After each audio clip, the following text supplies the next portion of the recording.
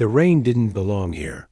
It came down in silver curtains over the cracked clay streets of Dry Creek, hissing against tin roofs and dripping from the warped sign of McCuller's General Store. Folks stood under awnings, collars turned up, hats pulled low, eyes fixed on the platform at the end of Main Street. The auction block. Usually they sold horses, cattle, and sometimes busted wagons there. Today, it wasn't livestock standing under the noose of storm clouds. It was a woman. Chains. Bound her wrists in front.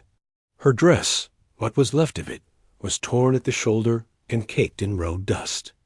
Wet hair clung to her cheekbones, framing a face pale as moonlight. She didn't hang her head in shame, nor did she plead with the crowd. She stared at them the way a cornered coyote might, daring someone to come close enough to lose a hand. Auctioneer, a barrel of a man in a red waistcoat, cleared his throat and bellowed over the rain. Now, I'll say it once more for the slow-witted among you. This here girl is cursed. You take her home. You'll wake to find your stock dead, your roof gone, or your soul halfway to hell. We all recall what happened to the last two men. Who claimed her? A murmur rippled through the crowd. Fell sick one day, dead the next. An old woman whispered. Other one's barn burned to ash. Another voice hissed. Lightning strike, someone else said. On a clear day. The auctioneer spread his arms. I ain't here to tell ghost stories, folks. Just warn you plain. This is a bad deal you don't want. A skinny ranch hand snorted. Ain't much to look at anyhow. The woman's lips twitched, not quite a smile, not quite anger. More. Like she'd heard worse and didn't give a damn. From the shadowed side of the street, Cole Maddox watched. The hunter had been in town only an hour low enough to trade pelts for flour, coffee, and cartridges. He hadn't meant to linger. Dry Creek was the kind of place that ate at a man's nerves, all gossip and tight stares. But the rain had trapped him, and then the shouting had drawn him to the edge of the crowd. Cole had a face the weather had. Worked on for years, lined, sun-browned, with a faint scar from jaw to ear. His coat was oiled leather, his boots mountain-worn, and a Winchester rested easy in his hand like it belonged there. He didn't believe in curses. He believed in bullets, blizzards, and the kind of bad luck you made yourself. But as his gaze met the woman's, just for a second, something shifted under his ribs. The auctioneer slapped the wood rail. All right, start the bidding at $10.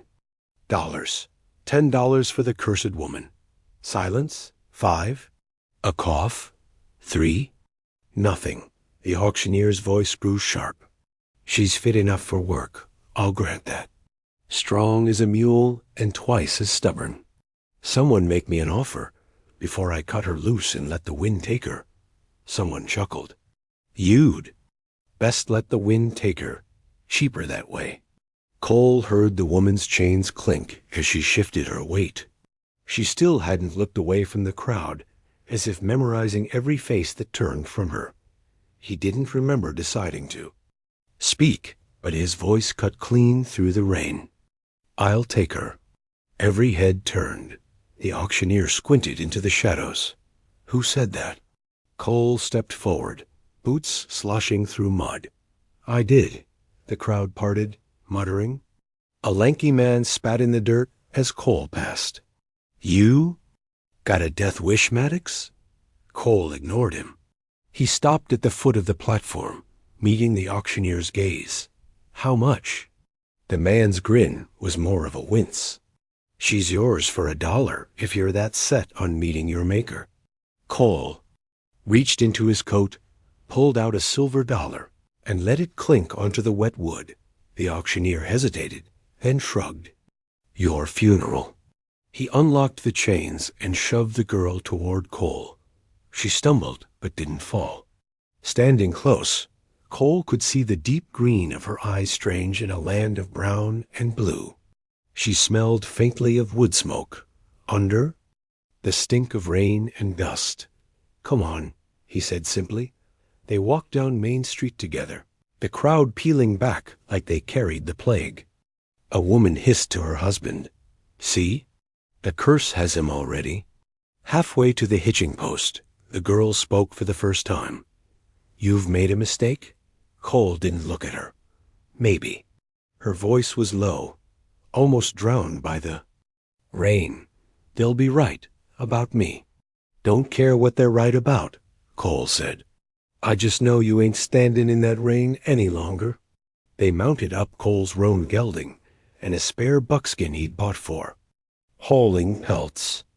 She rode side saddle at first, then shifted to straddle the horse, like someone used to hard miles. They headed out of town, the storm trailing them. By the time they made camp, the light had died from the sky. Cole built a small fire under the lee of a sandstone bluff. The rain eased to a steady patter. She sat opposite him, hands out to the flames, silent. The firelight caught the angles of her face-strong cheekbones, a mouth set like she'd forgotten how to smile. "You got a name?" Cole asked. "Elara," she said after a pause. "You?" "Cole Maddox." Her gaze dropped to the fire.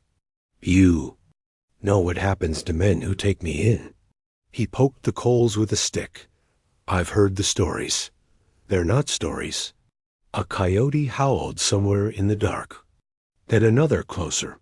Elara looked up sharply, eyes narrowing. "They'll be here before morning."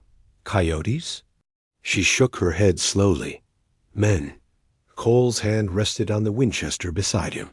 He watched the fire crackle between them, the shadows moving like restless things.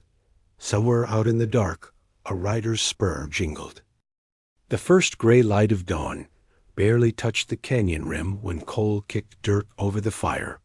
The air had that tight, coppery smell it gets before a storm, and the wind whispered through the junipers like it was telling secrets.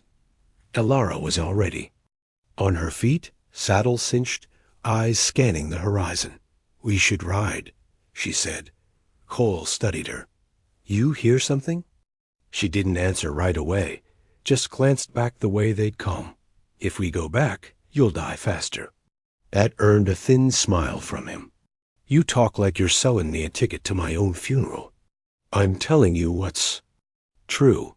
They mounted up and headed west, the land opening into a sweep of red earth and sagebrush. The sun never broke the clouds. Instead, the light stayed flat and strange, the way it gets when a storm is building over the desert. For a long while, they rode in silence. Cole didn't press her with questions. He knew enough about people with hunted eyes. When they were ready to talk, they would dot. It was Elara who finally spoke. "They called me cursed back there," she said, voice low under the wind. "I'm not cursed, but the men who want to own me," her hand tightened on the reins, "they end up in the ground." Cole kept his gaze ahead. "So you kill him?" "Not always." Her answer sat between them like a rattler coiled under. A rock, a sudden hiss made the horses shy. Cole's hand went to his revolver. The rattlesnake lay half hidden under a tuft of grass, body thick as a man's wrist. It struck at the buckskin's leg. Cole's shot was quick, clean. The snake's head thrashed once, then stilled Dot before he could move. Elara was off her horse, pulling a knife from somewhere under her torn skirt. In a few swift motions, she slit the snake open, peeled it, and coiled the meat into a strip of canvas. Cole raised an eyebrow.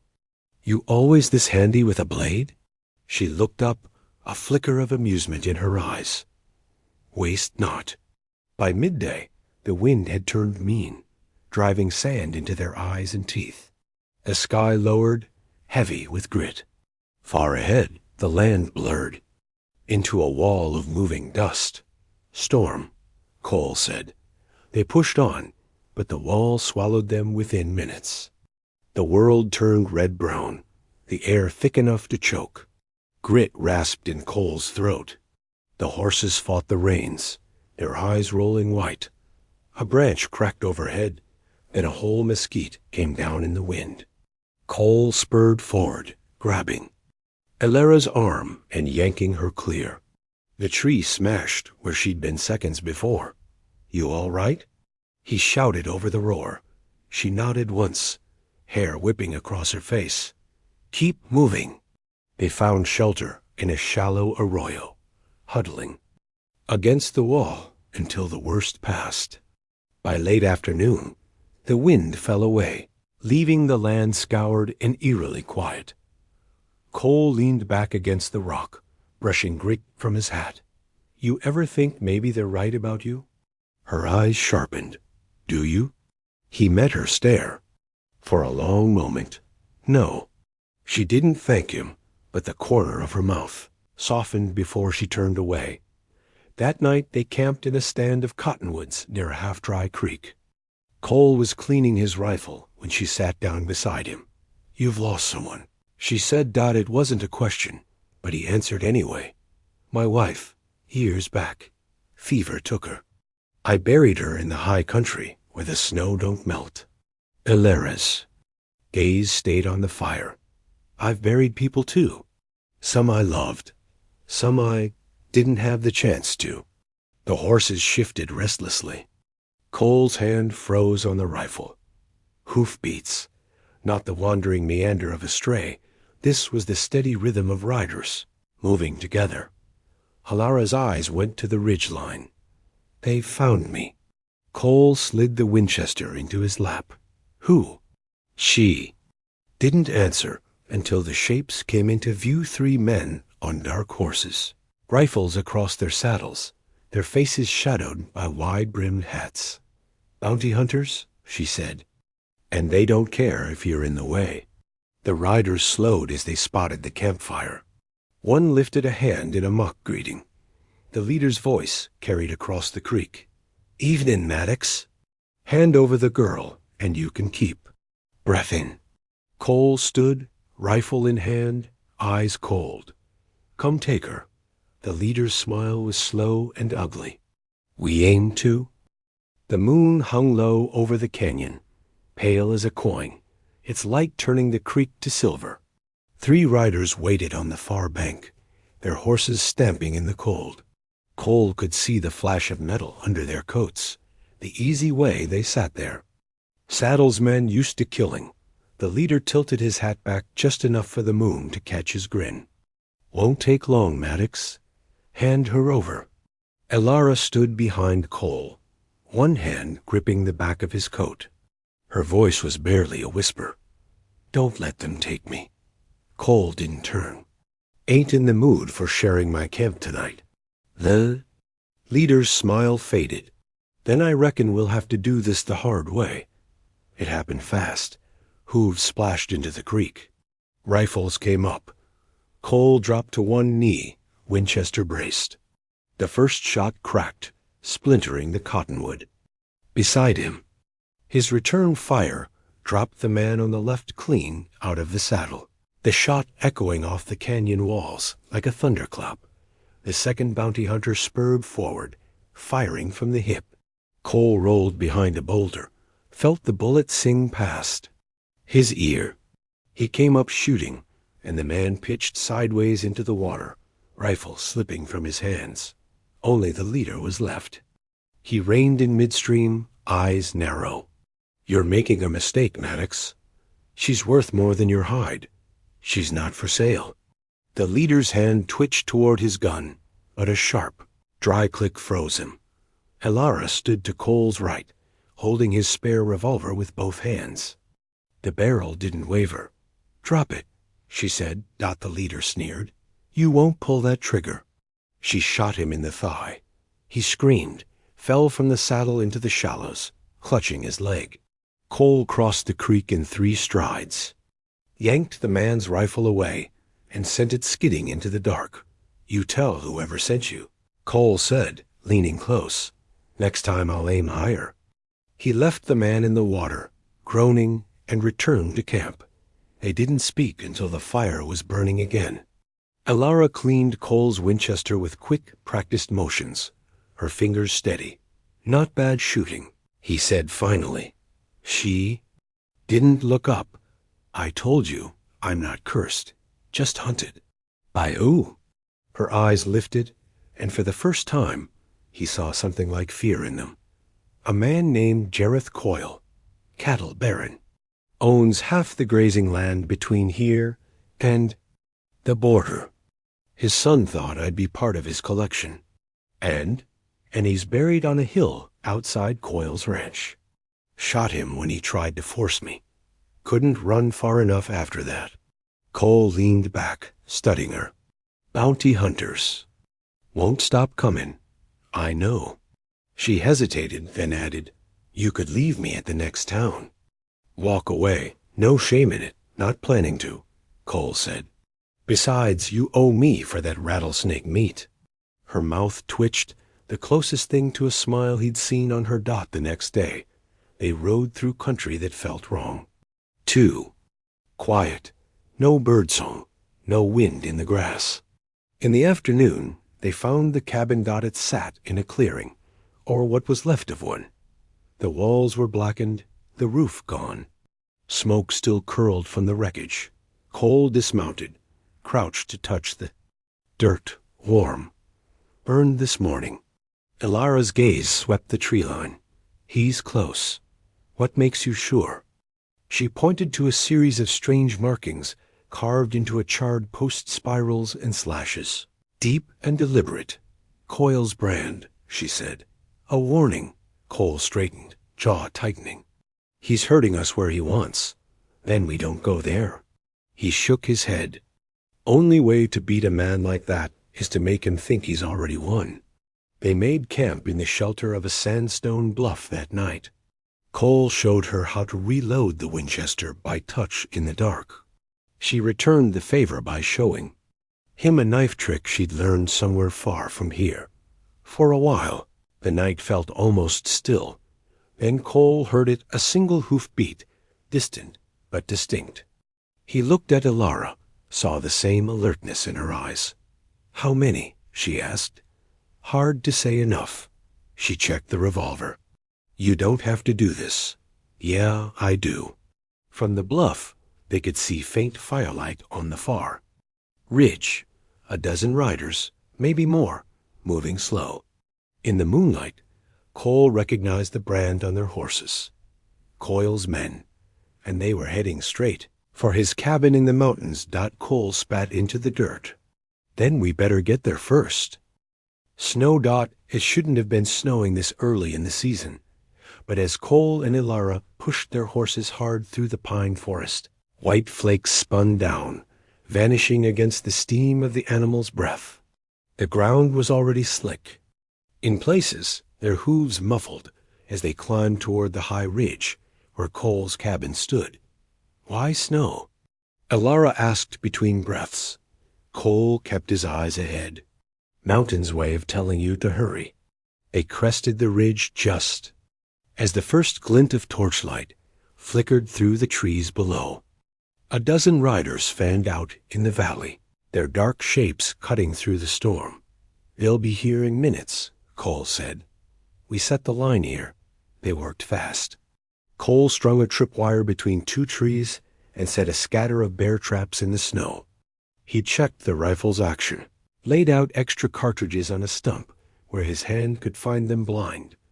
Ilara climbed to the loft inside the cabin, giving her a clean line over the clearing. He could hear her moving above quiet, efficient loading. The revolver in checking the long rifle she'd taken from one of the bounty hunters. When she leaned out to look at him, her face was calm. No one has ever fought for me before. Cole met her gaze. Then let's make it count. The snow muted sound, but the crunch of boots came clear.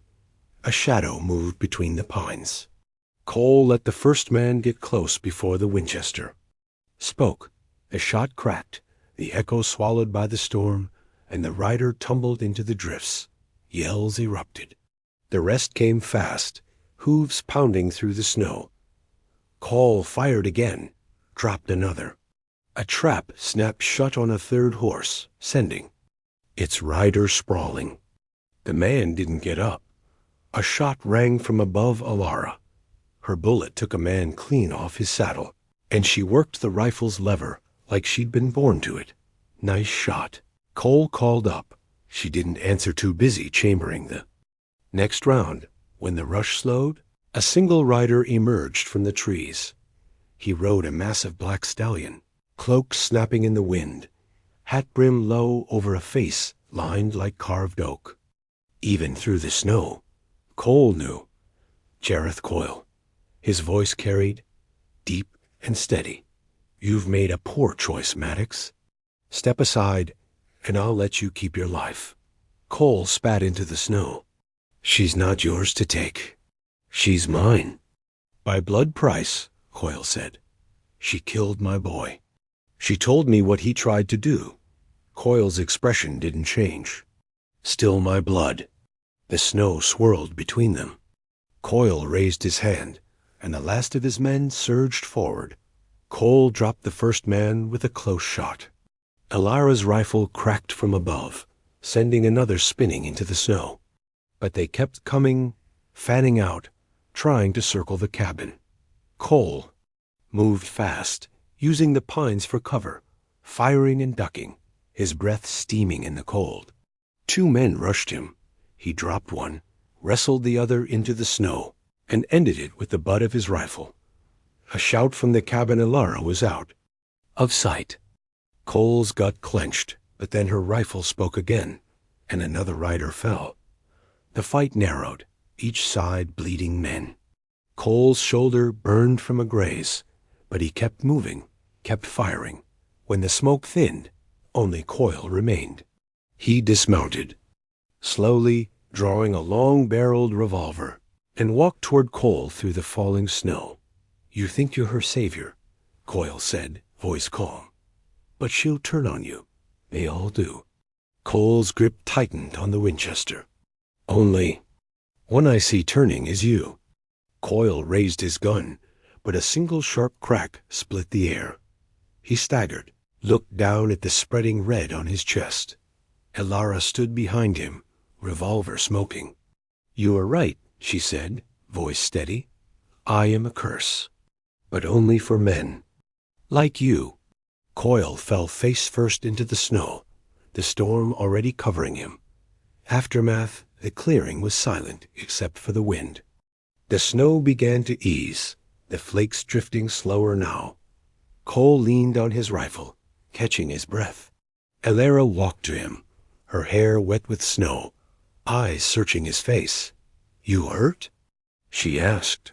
"Nothing that won't heal." Behind them, the cabin was little more than a shadow through the trees. Smoke curled from the chimney, safe for now, but Cole knew Coyle's reach had been long.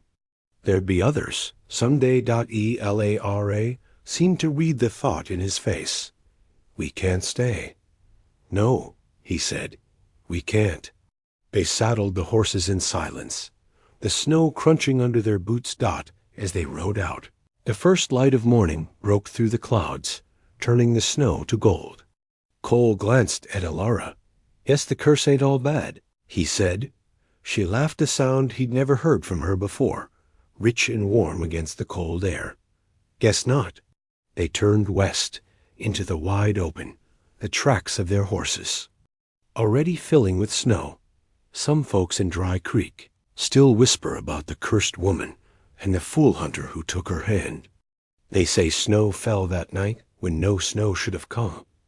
I reckon it wasn't a curse at all, just 2 people the world tried to bury, who decided to ride on instead.